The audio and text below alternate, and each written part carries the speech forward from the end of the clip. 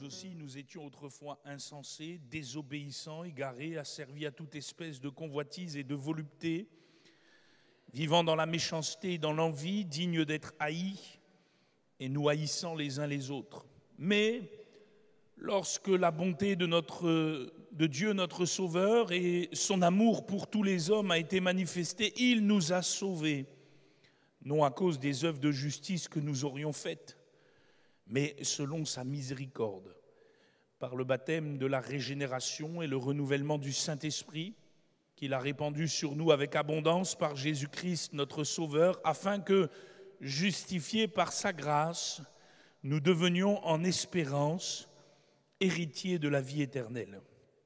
Cette parole est certaine, et je veux que tu affirmes ces choses, afin que ceux qui ont cru en Dieu s'appliquent à pratiquer de bonnes œuvres. Voilà ce qui est bon et utile aux hommes. Amen.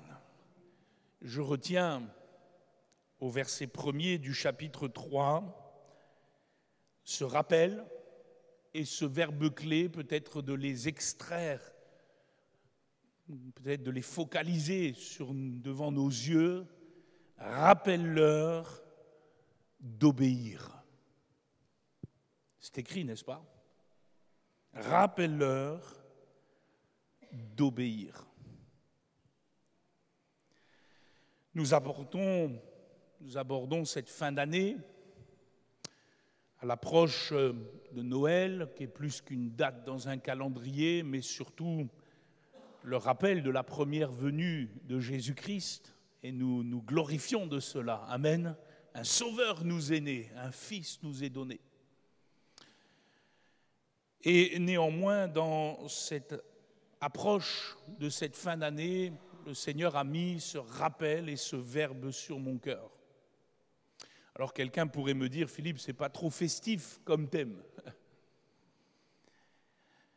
Mais c'est mal comprendre l'incarnation, la naissance de Jésus, sa vie et son ministère, puisque la Bible nous dit que c'est au cœur de l'incarnation que, bien que fils, Jésus a appris l'obéissance par les choses qu'il a souffertes.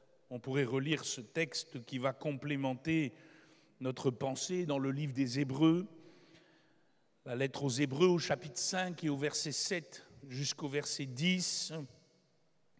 Il est dit ceci, c'est lui, concernant Jésus, c'est lui qui, dans les jours de sa chair, ayant présenté avec de grands cris, avec larmes, des prières et des supplications à celui qui pouvait le sauver de la mort, et ayant été exaucé à cause de sa piété, a appris, bien qu'il fût fils, l'obéissance par les choses qu'il a souffertes, et qui, après avoir été élevé à la perfection, est devenu pour tous ceux qui lui obéissent l'auteur d'un salut éternel, Dieu l'ayant déclaré souverain, sacrificateur, selon l'ordre de Melchisédek. Amen. Rappelle-leur d'obéir. C'est lui qui a appris, bien qu'il fût fils, l'obéissance, et il est devenu pour tous ceux qui lui obéissent l'auteur d'un salut éternel. Paul disait qu'il a été choisi et établi par Dieu comme apôtre pour amener à l'obéissance de la foi tous les païens. Ici, nous sommes rappelés par l'auteur de l'Épître aux Hébreux que le Seigneur Jésus-Christ, dans son incarnation, bien qu'il fût fils, avec un grand F, c'est-à-dire bien qu'il fût le Fils, Dieu le Fils, pleinement Dieu, tout en étant pleinement homme, il a appris, à cause de cette dimension humaine et de cette croissance dans son humanité, il a appris l'obéissance par les choses qu'il a souffertes. Et je me suis dit, alors pensons-nous pouvoir échapper à cette réalité, nous? Lui, il a été fils, parfait, sans péché, dans une humanité parfaite. Et bien qu'il a été dans cette dimension, il a dû apprendre l'obéissance. À combien plus forte raison, nous, qui vivons encore dans la chair, enveloppés si facilement du péché, avec ces convoitises qui guerroient en nous, avons-nous besoin d'apprendre à obéir? Alors, excusez-moi de le dire ainsi, mais Noël rime avec obéissance. Parce qu'il n'y aurait jamais eu de nativité, il n'y aurait jamais eu d'incarnation, il n'y aurait jamais eu ce glorieux moment de Bethléem si la parole éternelle n'avait pas obéi pour se faire chair. Rappelle-leur d'obéir, parce que c'est ce que j'ai fait. Voilà ce que je crois être la parole de Jésus pour nous. Alors peut-être faire un bilan cette année, 2022 se termine. Quel a été le niveau de notre obéissance au Seigneur dans la foi? Qu'avons-nous appris? Qu'avons-nous appris cette année par les choses que nous avons souffertes en vue d'une obéissance parfaite à la ressemblance de Jésus-Christ? Notre obéissance a-t-elle été plénière, pleine ou partielle? Avons-nous obéi de cœur à la règle de la doctrine de Dieu ou avons-nous seulement obéi parce qu'il le fallait? Nous sommes-nous astreints à vivre une vie d'obéissance dans la foi, désirant imiter celui qui est né dans le monde il y a 2000 ans pour nous sauver et qui, nous l'avons lu, a obéi parfaitement à son Père? Et toutes ces questions vont s'opposer naturellement aux suivantes. Nous sommes-nous laissés aller dans quelques domaines de vie en donnant libre cours à certaines convoitises de notre chair, désobéissant à quelques règles du Seigneur? Avons-nous sciemment manqué à un commandement du Seigneur, à une parole claire du Seigneur qu'il avait pourtant laissée sur notre cœur? Avons-nous mis de côté l'obéissance nécessaire à la piété qui plaît au Seigneur pour peut-être malheureusement nous complaire dans quelques travers qui ne sont pas dignes d'un enfant de Dieu? Avons-nous refusé de pardonner par obéissance? Avons-nous refusé de donner par obéissance? Avons-nous refusé de servir avec joie par obéissance? Avons-nous refusé de bénir pleinement par obéissance et ainsi désobéi à la volonté révélée du Seigneur? Et vous pourriez rajouter bien d'autres questions. Nous aimerions peut-être un autre sujet pour cette fin d'année, mais j'ai l'impression que le Seigneur fait résonner cette parole, en tout cas dans mon cœur. Rappelle-leur d'obéir. Rappelle-leur d'obéir. Alors pour ce premier message sur ce thème, et nous en aurons un deuxième dimanche prochain, regardons ensemble, puisqu'il est question du Christ, puisqu'il est question de son incarnation, puisqu'il est question de sa venue dans le monde, regardons ensemble quelle a été concrètement l'obéissance de Jésus. Puisque nous sommes appelés, ni plus ni moins qu'à sa ressemblance. Amen. Je veux obéir comme Jésus a obéi. Ça, c'est un vrai défi, n'est-ce pas? Et on pourrait donner quelques points ce matin. Premièrement, l'obéissance du Fils, bien qu'il fût Fils. L'obéissance du Fils a été parfaite dans le désir même de l'incarnation. Je répète, premièrement, l'obéissance du Fils a été parfaite dans le désir même de s'incarner. Regardez avec moi ce qui est écrit dans Philippiens, chapitre 2, versets 5 à 8. Nous connaissons bien ce magnifique passage qui est dense, intense, profond, où l'apôtre inspiré de l'Esprit écrit à ses croyants de Philippe et finalement aussi nous écrit à nous qui croyons dans ces temps de la fin, « Ayez en vous les sentiments qui étaient en Jésus-Christ, lequel, existant en forme de Dieu, voilà que nous sommes projetés avant l'incarnation. Ici, nous sommes projetés dans ce qu'on appelle la préexistence du Fils, de celui qui était dans le sein du Père de toute éternité, qui est Dieu au même titre que le Père et au même titre que l'Esprit.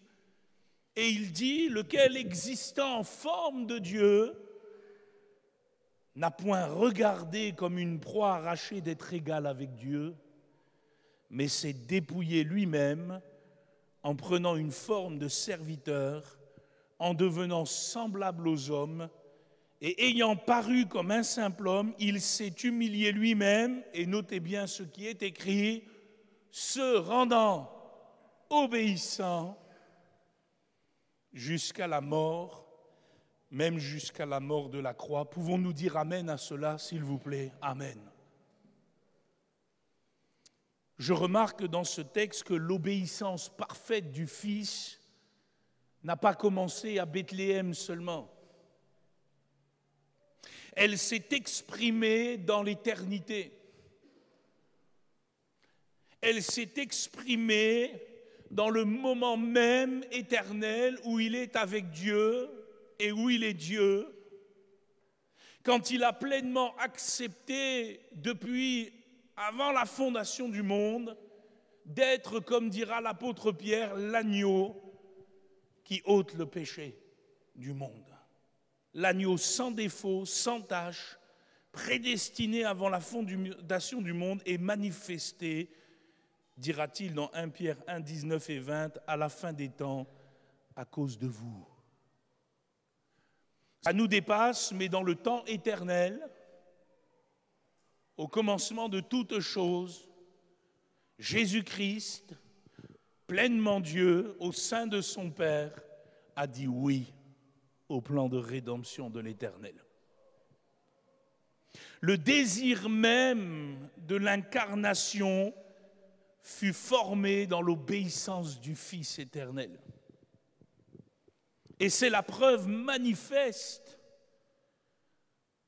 de sa soumission au Père. Et c'est son point d'ancrage, son point de démarrage.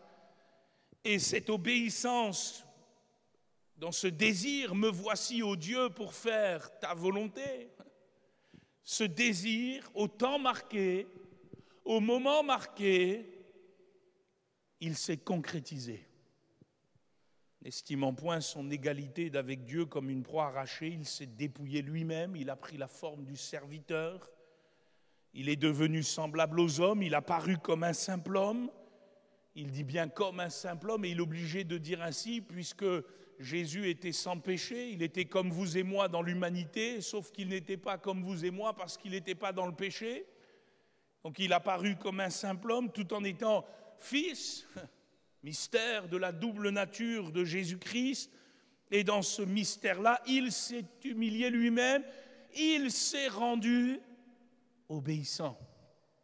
Et lui-même est une expression importante dans ces versets. Lui-même signifie sans contrainte. Il s'est humilié lui-même. Dieu n'a pas eu besoin de l'humilier. Parfois, Dieu est obligé de nous humilier.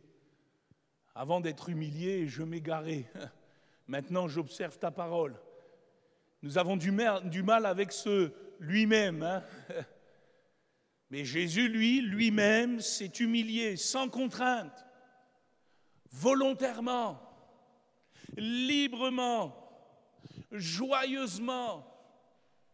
C'est la qualité de l'obéissance du Fils. Et c'est cette obéissance que le Père recherche en tous ceux qui le craignent. Une obéissance volontaire, une obéissance libre, une obéissance joyeuse qui doit jaillir dans nos cœurs sanctifiés par le Saint-Esprit. Parce que nous remarquons que, frères et sœurs, le Seigneur Jésus-Christ, excusez-moi l'expression, n'a pas rechigné à sortir du sein de son Père et à s'humilier en prenant cette forme du serviteur. Il n'a pas dit « Ah, mais moi je vaux plus que cela ».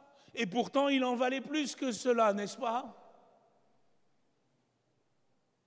Et croyez-moi, il était bien mieux dans la communion de son Père et de son Esprit qu'ici-bas sur la terre. Parce que la Bible nous dit que ce Dieu trinitaire, Père, Fils, Saint-Esprit, est le Dieu béni éternellement. Amen. Mais il a volontairement choisi de s'humilier, de se rendre obéissant, d'avec joie faire la volonté du Père au sein des souffrances, de dire oui, librement, joyeusement, volontairement au désirata de son Père, tout en sachant ce qui l'attendrait. Et c'est la première chose que nous voyons dans l'obéissance du Christ. Et ainsi, frères et sœurs, tout commence là aussi pour nous. Quel est ton désir? Désires-tu obéir à Dieu? As-tu ce désir d'obéir à Dieu? Non pas sous la contrainte, parce qu'il faut obéir à Dieu, non, non. As-tu le désir saint, volontaire, joyeux, libre, de dire oui à ton Père qui est dans les cieux? Quand bien même cela te demande de prendre une forme qui n'est pas celle que tu aurais souhaitée. Grande question, n'est-ce pas? Et c'est pourtant la question de la foi. Et si l'obéissance parfaite du Fils est vue dans ce désir éternel de l'incarnation, deuxièmement, cette obéissance parfaite du Fils est vue dans le fait même de l'incarnation. Il n'y a pas eu qu'un désir, il y a eu une concrétisation de ce désir. C'est la suite logique de ce qui s'est passé au temps marqué, comme nous venons de le dire, la parole a été faite chair. Le Fils s'est fait homme. Jésus-Christ est né. Dieu a habité sur la terre. Amen. Plein de grâce et de vérité. Et nous avons contemplé sa gloire, dira Jean, comme la gloire du Fils unique du Père. Jésus, je le répète, n'a pas rechigné à manifester concrètement son obéissance par la suite. Pourquoi je dis cela? Parce que parfois nous avons des saints désirs, nous disons oui sincèrement au Père, mais quand vient le moment de mettre à exécution notre oui, ça bataille. Tout en étant pleinement Dieu, Jésus a dit oui et il a accepté les limitations de la chair. Notez bien cela, c'est important. Théologiquement, il n'a pas perdu un gramme de sa divinité. N'en doutons pas, puisque la Bible dit qu'en lui habite corporellement toute la plénitude de la divinité. Néanmoins, son dépouillement volontaire s'est fait par l'ajout de l'humanité et non par le retranchement de la divinité, revêtue d'une chair semblable à la nôtre, et je dis bien semblable, parce que c'était bien une chair humaine, mais elle n'était que semblable, parce que ce n'était pas une chair marquée par le péché. Il n'était pas né en Adam, mais il est né de l'Esprit. Alléluia. Jésus s'est néanmoins retrouvé à avoir faim, alors que c'est lui qui nourrit. Il s'est retrouvé à avoir soif, alors que c'est lui qui abreuve. Il s'est retrouvé à être fatigué, alors que c'est lui qui donne la vigueur à ceux qui sont épuisés. Il s'est retrouvé à dormir, alors qu'il ne dort ni ne sommeille, celui qui veille sur son peuple. Il s'est retrouvé à devoir apprendre des choses, alors qu'il sait tout.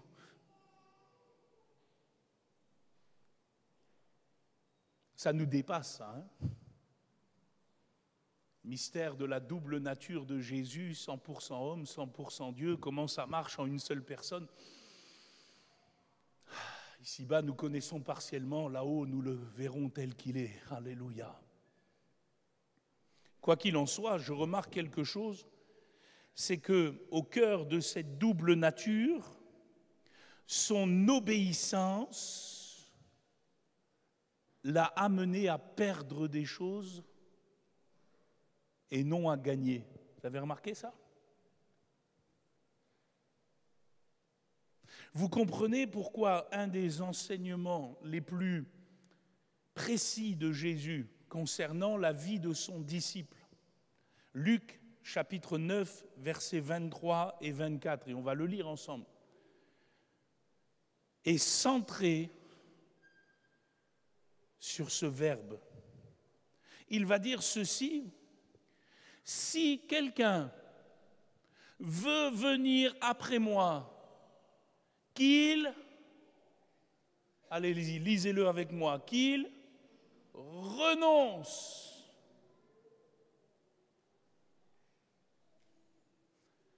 Qu'il renonce à lui-même, qu'il se charge, allez-y, de temps en temps de sa croix.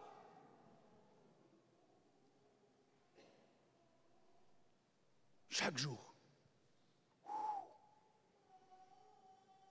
Et qu'il me suive. Car celui qui voudra sauver sa vie la perdra, mais celui qui la perdra à cause de moi la sauvera. Quand on obéit à Dieu, bien souvent sur le plan humain, on perd. Et c'est pour ça que c'est difficile à notre chair.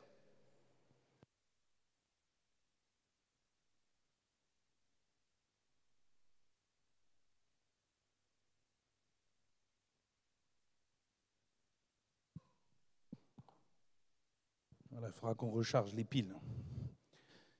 Notre chair, frères et sœurs,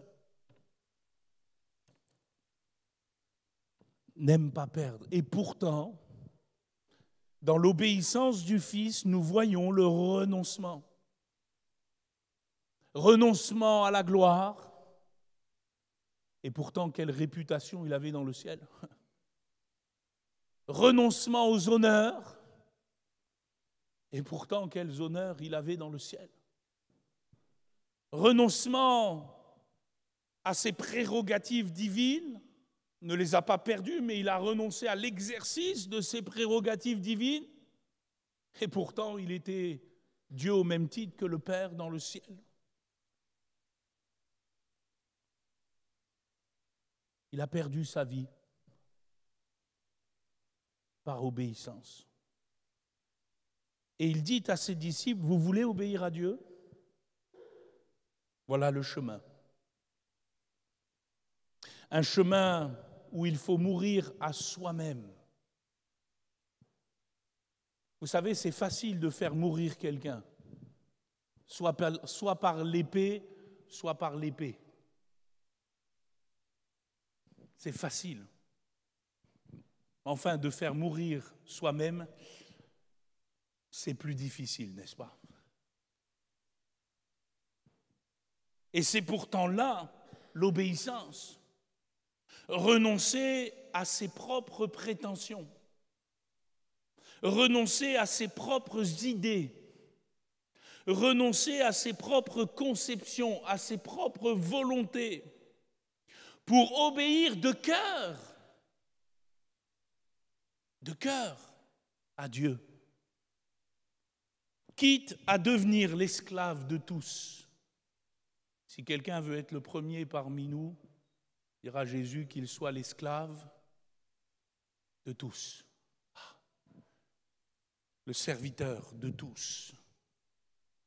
Et je pense que, frères et sœurs, dans ce chemin d'obéissance, et moi le premier, nous avons tous un bout de route à parcourir encore, n'est-ce pas? Avons-nous atteint la perfection dans l'obéissance?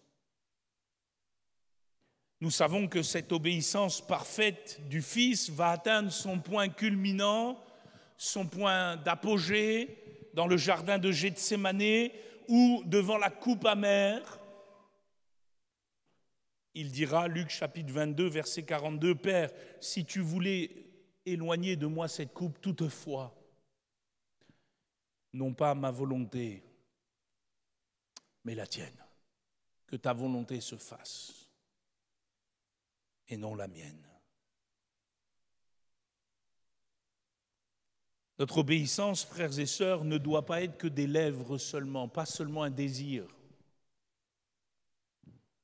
Elle doit aussi s'accomplir concrètement dans les choses difficiles de cette vie. Parce que quelque part, c'est sous ces souffrances nécessaires que nous apprenons, nous aussi, à obéir pleinement. Comme le prophète Samuel le rappellera à un Saül désobéissant qui fut pressé par le temps. L'Éternel trouve-t-il du plaisir dans les holocaustes et les sacrifices?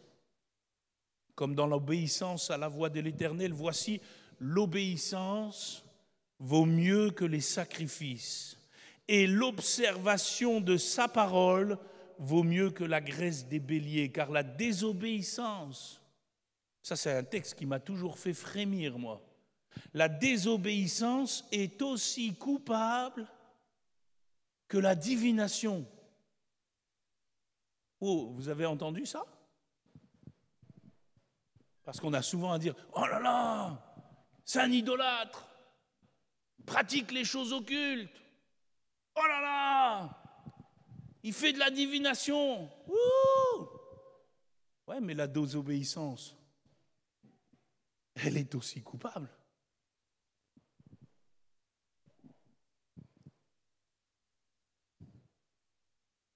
La résistance ne l'est pas moins que l'idolâtrie.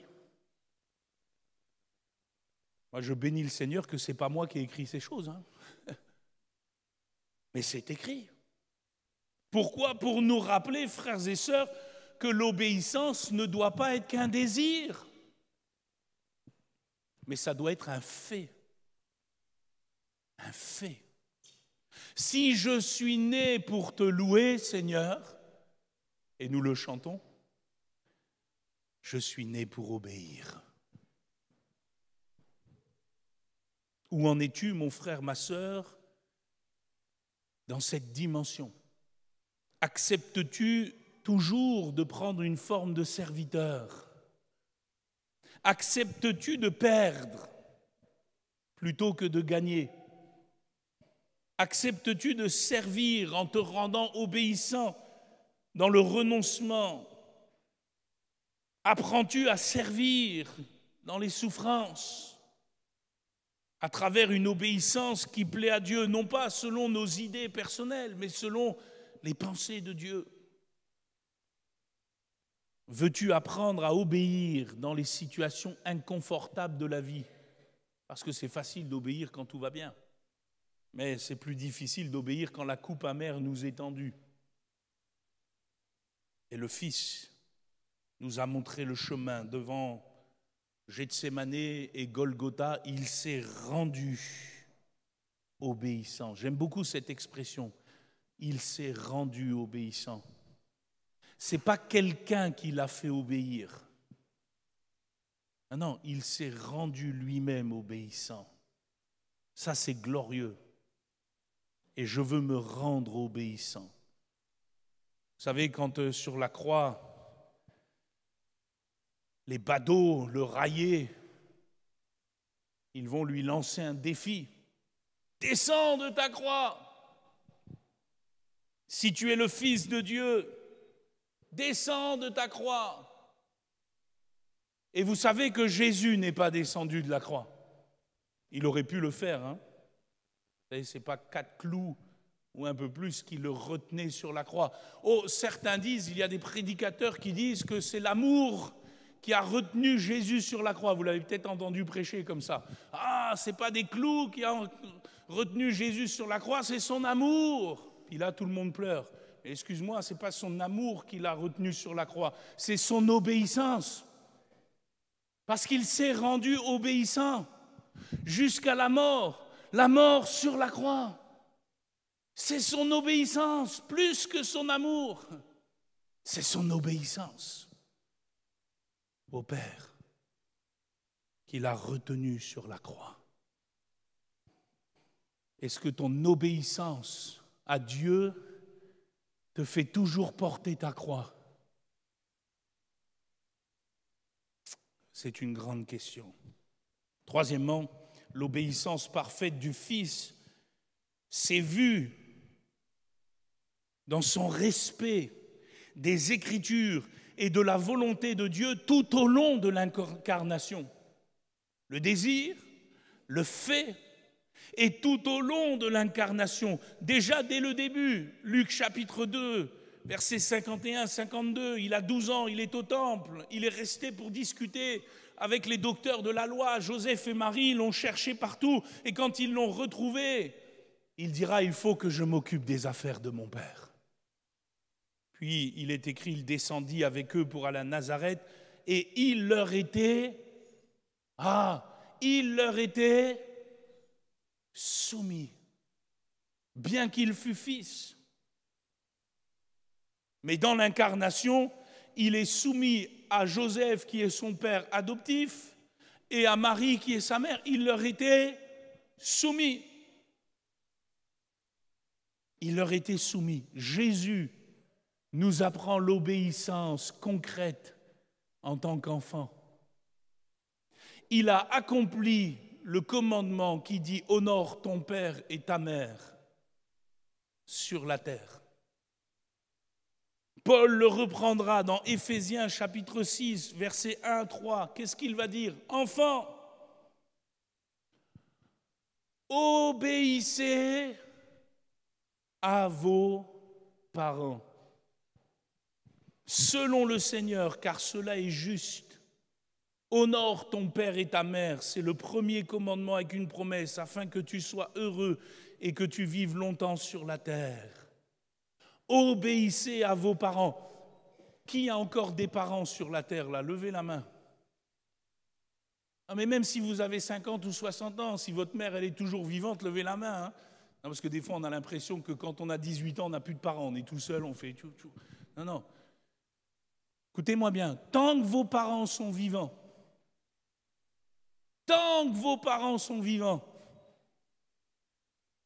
vous leur devez obéissance, honneur et respect. Même s'ils ne le méritent pas, même si certains d'entre eux ne sont pas toujours top. Là, il n'y a plus d'amen d'un seul coup. Hein. Parce qu'il n'y a aucun mérite dans le royaume de Dieu. Vous le savez, ça. Tout est grâce et tout est par grâce. Je n'obéis pas et je n'honore pas mes parents en fonction d'eux. Je le fais parce que cela est juste devant le Seigneur qui m'a aimé, qui m'a montré le chemin.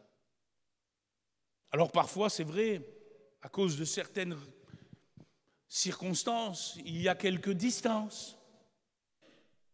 Mais malgré la distance, on peut néanmoins honorer, c'est-à-dire dire du bien.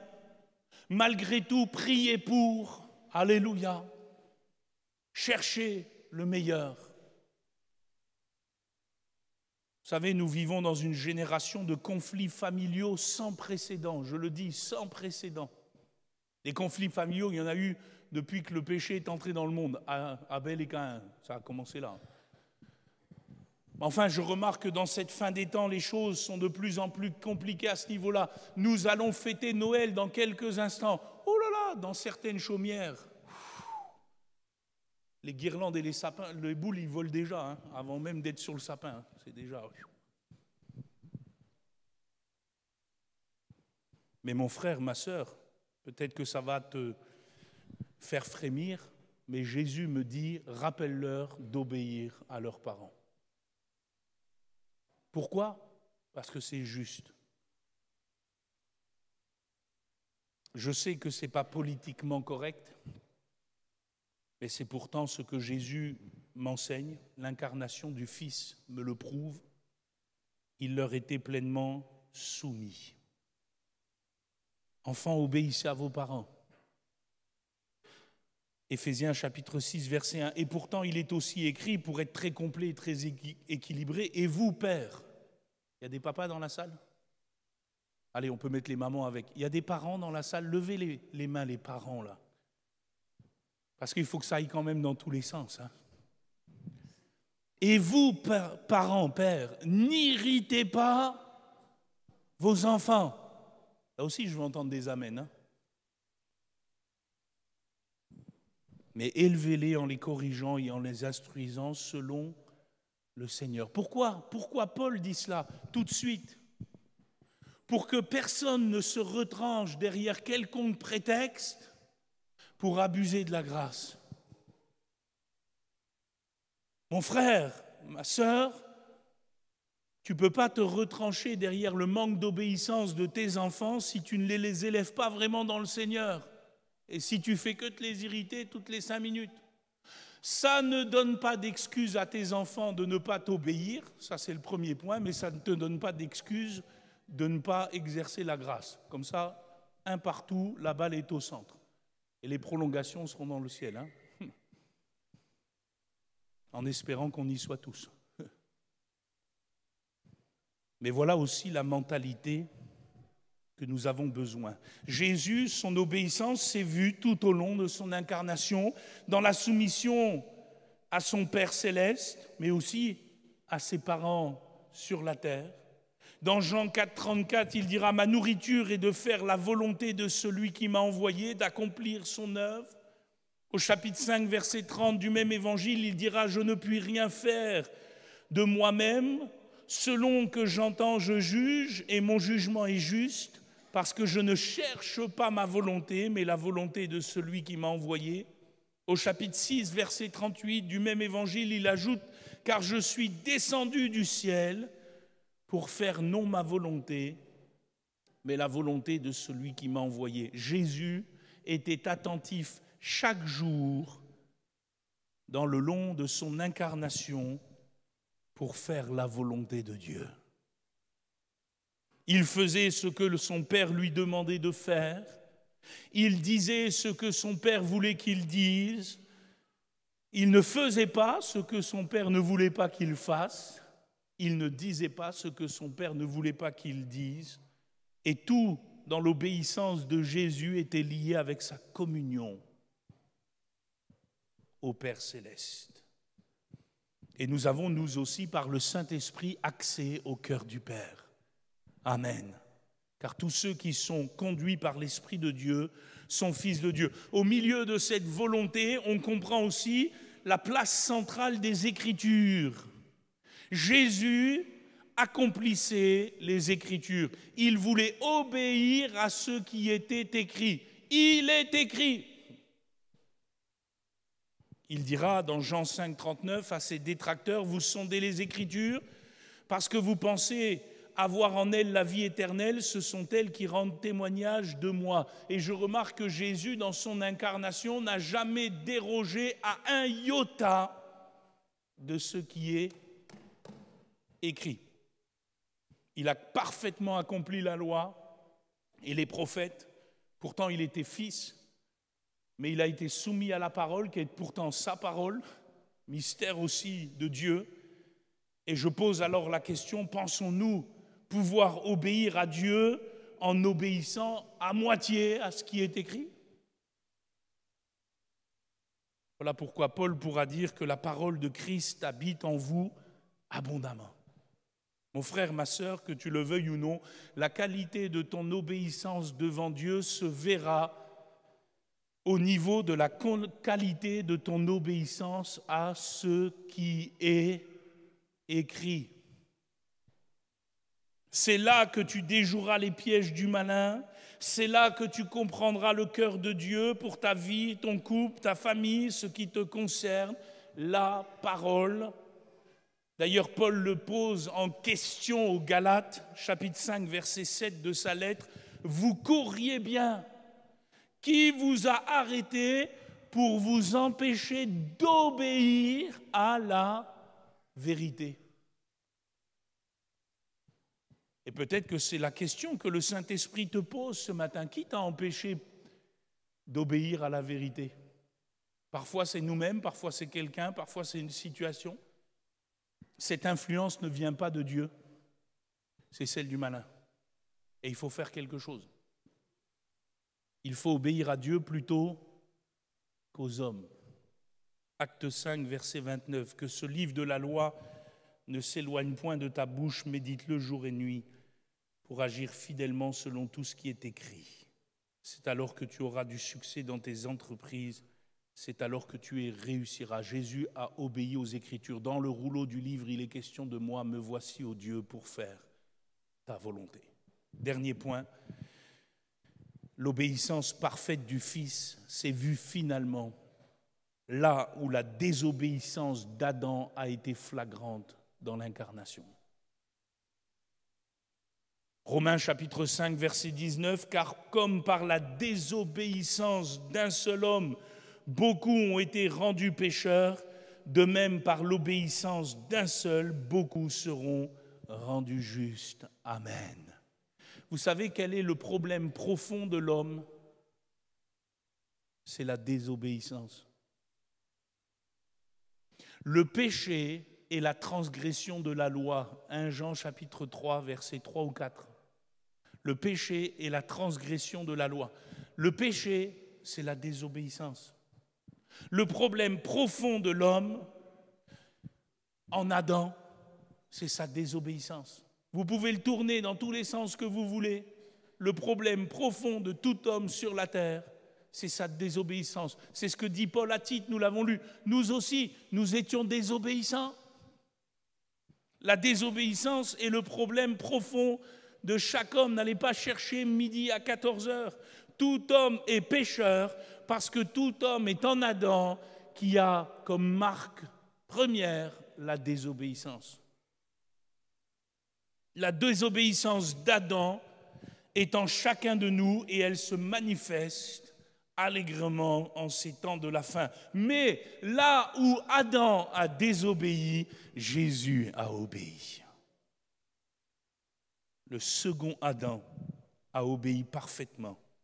Et c'est son obéissance qui est suffisante pour nous rendre justes devant Dieu.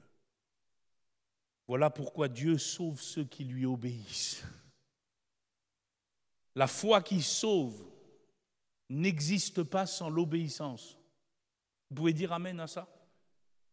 La foi qui sauve n'existe pas sans l'obéissance. Vous savez, moi j'ai toujours dit, le petit mot foi, pour moi on peut en faire un petit acronyme très simple pour le retenir. C'est quoi la foi? C'est la fidélité à Dieu, c'est l'obéissance à Dieu et c'est l'intégrité à Dieu.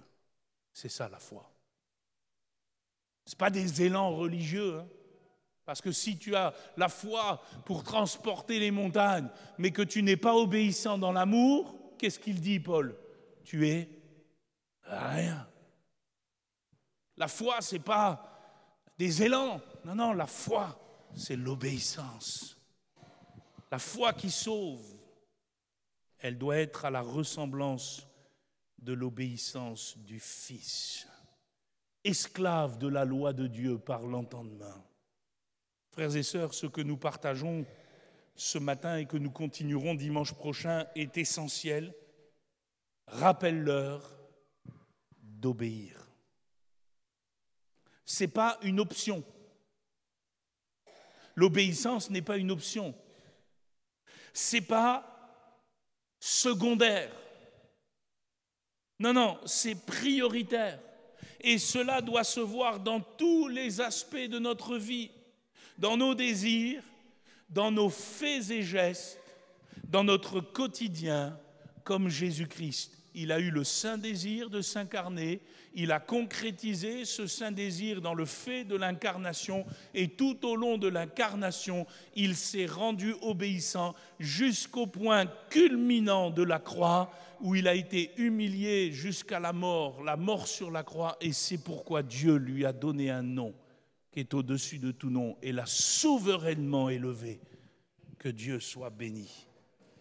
Ainsi, dira Paul aux Philippiens, ainsi, mes bien-aimés, comme vous avez toujours obéi, travaillez à votre salut avec crainte et tremblement.